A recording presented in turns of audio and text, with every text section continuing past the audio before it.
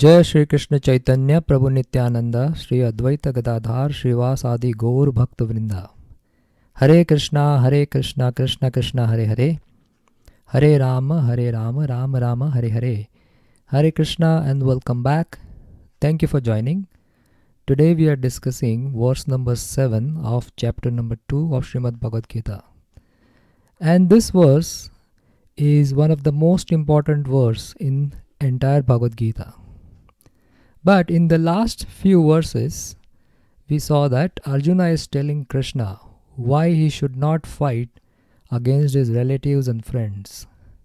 And in the 6th verse, Arjuna says that he does not actually know which is better for him, conquering the enemies or being conquered by them. So therefore, in this verse, Arjuna is now going to surrender to Krishna. So this is the turning point of the Bhagavad Gita. So let's read the verse. Chapter 2 verse 7. Karpanya dosha upahata swabhava prichhami tam dharma sammuda cheta yashrehasyan nishchitan bruhitan me sishyasteham sadhimam tam prapannam. So the translation goes as, now I am confused about my duty and have lost all composure because of miserly weakness. In this condition, I am asking you to tell me for certain what is best for me. Now I am your disciple and a soul surrender unto you. Please instruct me. So Arjuna is surrendering to Krishna. So in this verse, Arjuna with a great humility is accepting his flaw or dosha. So he is saying Karpanya dosha upahata. So dosha means weakness. So what is that dosha? He is saying Karpanya or miserly. So let's understand that who is a miser. So miser is one who has certain resources or capacity, but he does not use it or doesn't want to use it actually. For example, if there is a rich man and has a lot of money or wealth but doesn't want to use it, so we may say that that person is a kripana or miser. So over here Arjuna is telling to Krishna that I have become a kripana. So in what sense Arjuna is a kripana? So Arjuna has a capacity to fight. Arjuna has all the weapons he needs to fight. And thirdly, his capacity to win the war is also there. But he is reluctant to fight due to his mental conditions, due to his compassionate nature which is actually agonizing him. And that is why he is calling himself as miser. So he has a capacity but he doesn't want to use it. So that is why he is calling himself as kripana or miser. So now let's see what is the opposite of kripana. So opposite of kripana is brahmana. So brahmana means brahma janati iti brahmana, or one who knows Brahma. So Brahma means the absolute truth. So one who knows the absolute truth is a brahmana. So Brahma means one who knows the or understands the path of spirituality and one who is also ready to follow it. So this means that Kripana doesn't know the absolute truth. So everyone who has taken a birth as human has a capacity to actually understand the absolute truth and become spiritual and also practice spirituality in this life, and then can go back to home, back to Godhead at the end of the life. But in spite of having the capacity to understand spirituality, if one fails to do so, then that person will be considered as kripana. So in the human form of life, or the body which we have, it's a very precious gift given to us by the Lord. Especially the intelligence which is given to us in this human form of life. We can use that intelligence to inquire about our existence and also about the goal of our life. So this facility is actually not available in any other form of life except the humans. So they do not have capacity to understand the subject matter of spirituality. So in the human form of life, if we do not inquire and we just use our intelligence for fulfilling our basic needs, then we can be considered as a kripana. So Arjuna is saying, Karpanya dosha upahasa swabhava. This has actually, the miserly weakness has overpowered me, and this has actually become me. It has become my nature, swabhava. So therefore Arjuna is saying the next line, Prichami tvam dharma sammuda chetaha. Prichami means I am requesting you, to whom tvam means to you means Krishna, dharma sammuda cheta. So what is my duty? So Arjuna is saying my intelligence is now bewildered, and so please tell me actually what is my duty. And then Arjuna is saying Yat Shreha Shyan Nischitan Brohi Tanme. Yat Shreha Shyan means, oh Krishna, please tell me what is the best for me. So Shreya, so actually the word over here is Yat and Shreya. So Yat is this word and then Shreya here. So Shreya, as we have discussed earlier in earlier session, that there are two words. One is Shreyas and other is Preyas. So Shreyas is what is actually good for me. So good for me in the long term. But Preyas means what feels good for me. So this is short term. So over here, Arjuna is asking that Yat Shreyas. So please tell me what is good for me in the long term. And then he is using the word Nishchitam. Nishchitam means you tell me for certain, because my mind is bewildered and I cannot make any decisions. So please tell me for certain, right, what is good for me. And then finally he says, Shishyasteham sadimam tam papannam. Shishyasteham means I become your disciple. Just instruct me. I have surrendered unto you, O Krishna. So this particular line is the most important line in the entire Bhagavad Gita. Why? So this is the turning point in the life of Arjuna. And this is also the turning point of Bhagavad Gita. This can also become turning point of our life. So when we make a decision to surrender to a bona fide spiritual master and then take instructions from the spiritual master, then we can make our life successful. So until now, we see that the relation between Arjuna and Krishna was that of they were cousins as well as they were friends too, because of the same age. But now Arjuna has accepted the position of becoming the disciple of Krishna, and Krishna will assume the role of a spiritual master of Arjuna. So in the purport of this verse, Srila Prabhupada discusses that this material world is designed in such a way that every one of us will have to surrender to a spiritual master in some point of time. It's maybe now or maybe later, some point in time, we will have to surrender to a spiritual master in order to come out of the perplexities of the material life. Material world for sure will put us in perplexities, and it is very, very demanding and draining situation, emotionally as well as physically. All our energy is sucked up. So how do we tackle this? So we don't want these perplexities, but they still come by their own. So a wise person, a person who is wise, who is in knowledge, he knows how to deal with it. So how to deal with it? So that person actually surrenders to God. Now how to surrender to God? To surrender to God, we have to surrender to a spiritual master. And sometimes people say that we know or we understand Bhagavad Gita, but truly we know Bhagavad Gita only when we turn our desire to the will of the Lord. As long as we do not have a desire to do the will of the Lord, till that point our knowledge is all theoretical. And how do we know what is the will of the Lord? So that is given by Krishna, by the process of Krishna consciousness, and it is revealed through Guru, Sadhu and Shastra. So this is what is Arjuna doing. He is actually surrendering to Krishna to take instructions from him.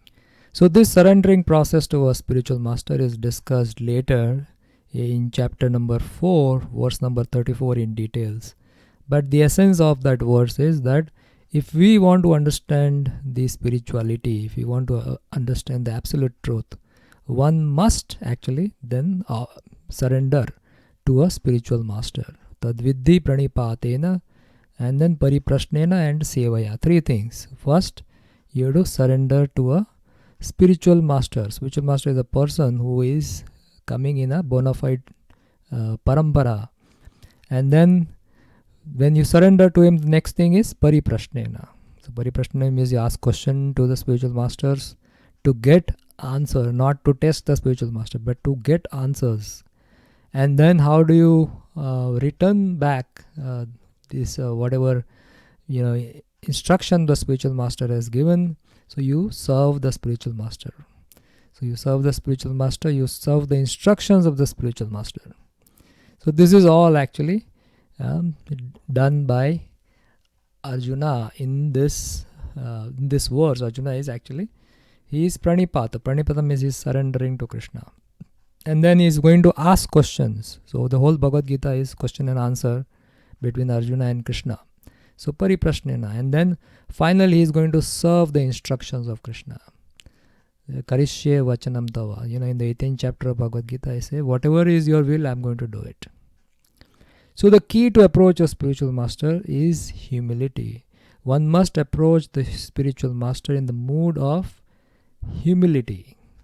So then, after this, Krishna is going to speak or going to instruct Arjuna.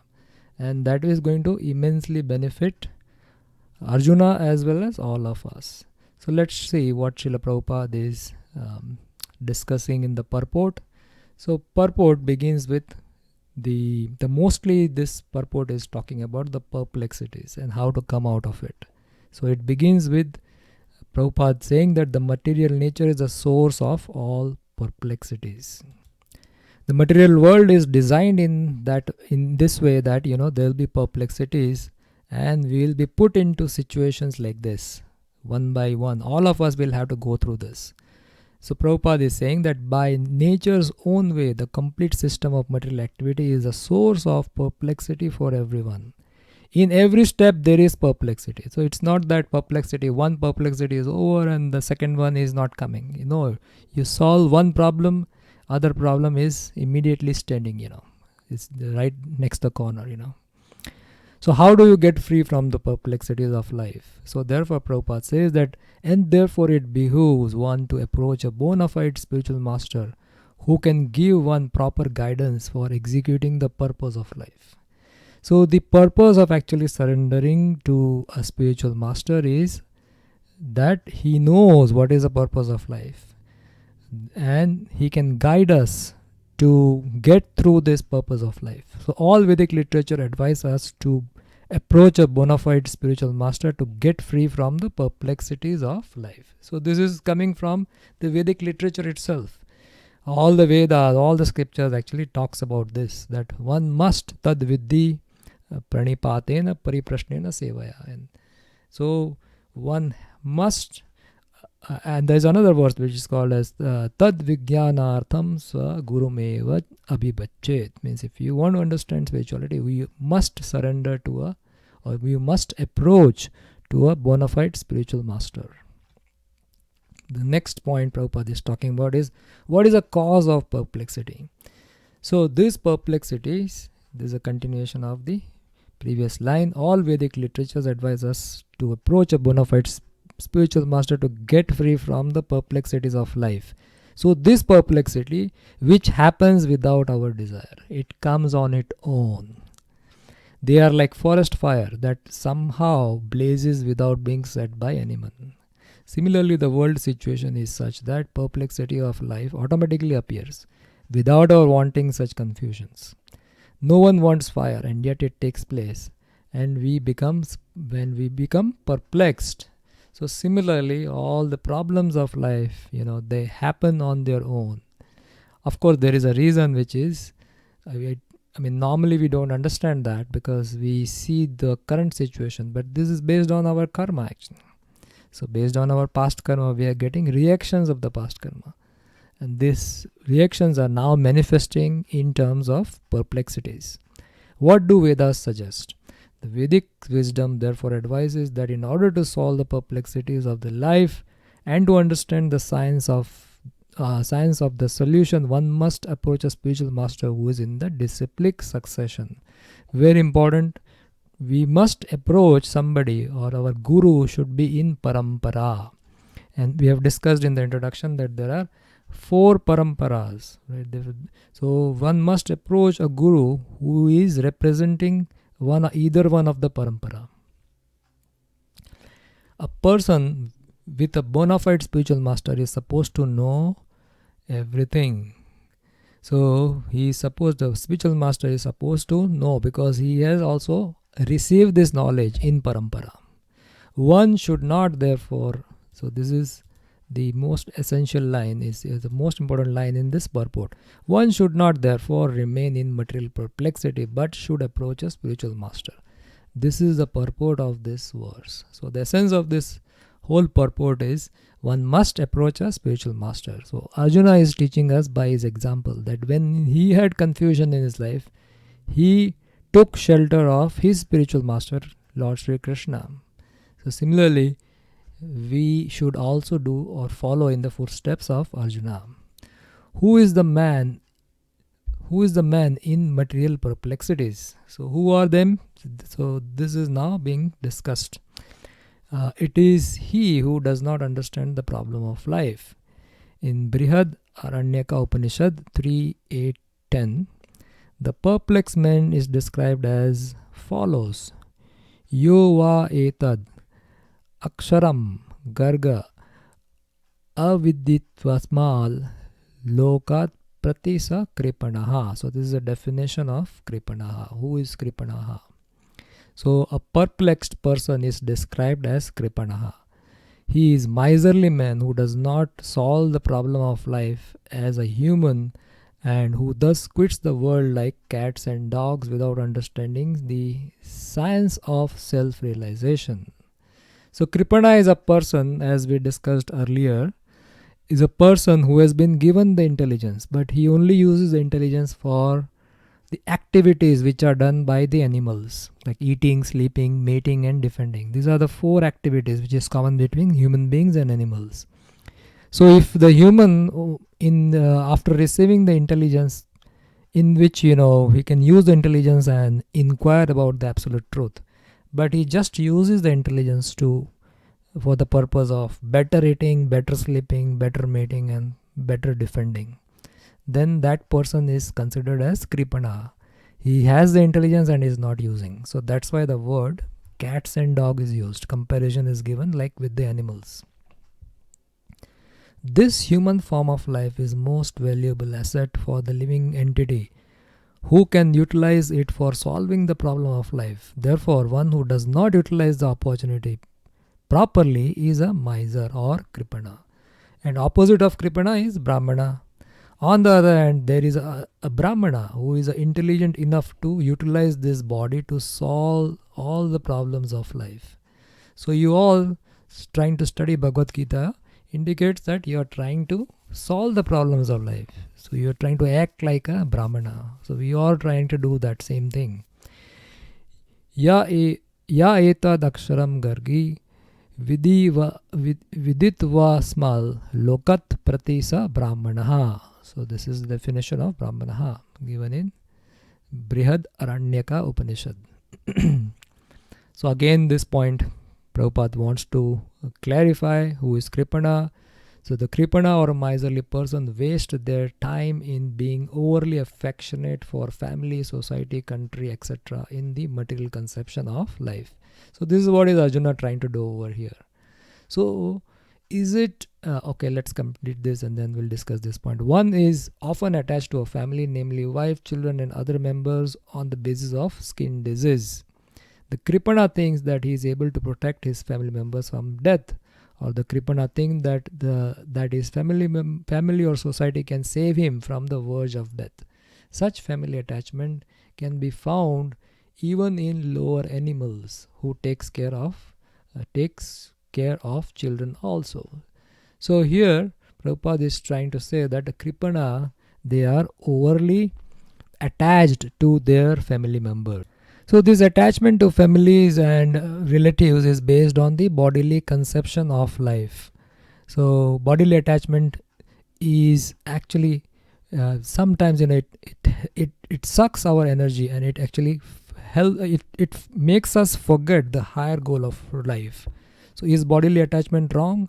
Yes, it is wrong in the sense because it is not allowing us to focus on the right goals. So what should we be doing? So we should be seeing our family members as actually parts and parcel of Krishna. And this thing makes it as a spiritual attachment. So when we have spiritual attachment for our family members and friends, we also see them as spiritual beings. They are part and parcel of Krishna. So this way of seeing helps us going closer to Krishna rather than going far away from Krishna. So the next point Prabhupada is talking about is Arjuna could understand the reason for his perplexities. Being intelligent, Arjuna could understand that his affection for the family members and his wish to protect them from death were the cause of his perplexities.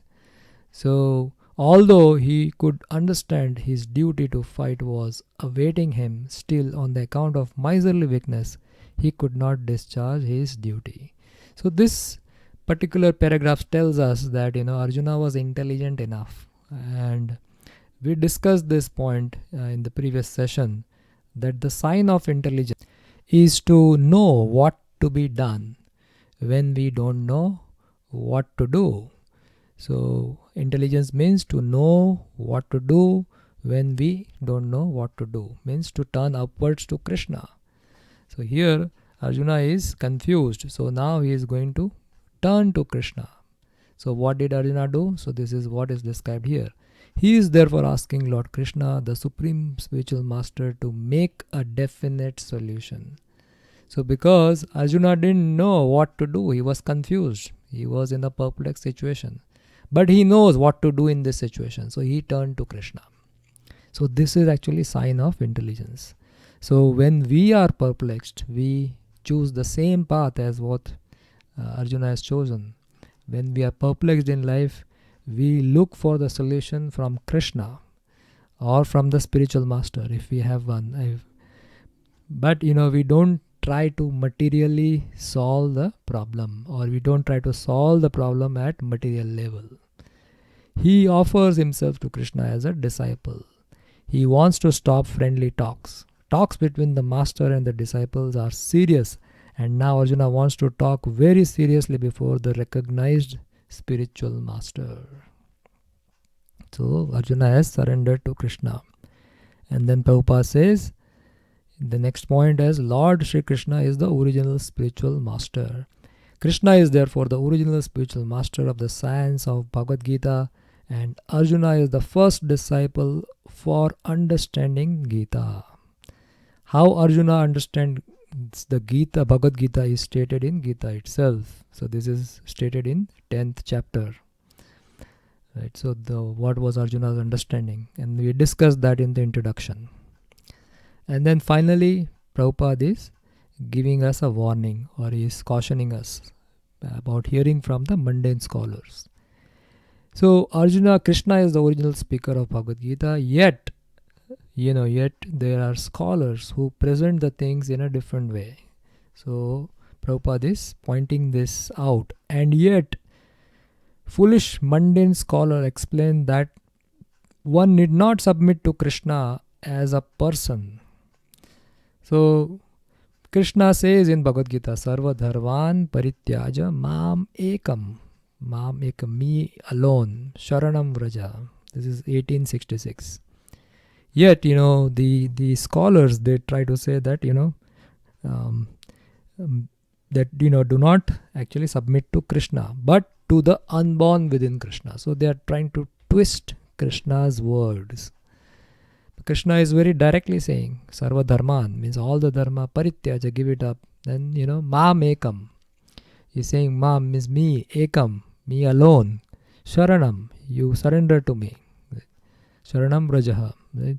So this Krishna is not saying that you surrender to the unborn within me.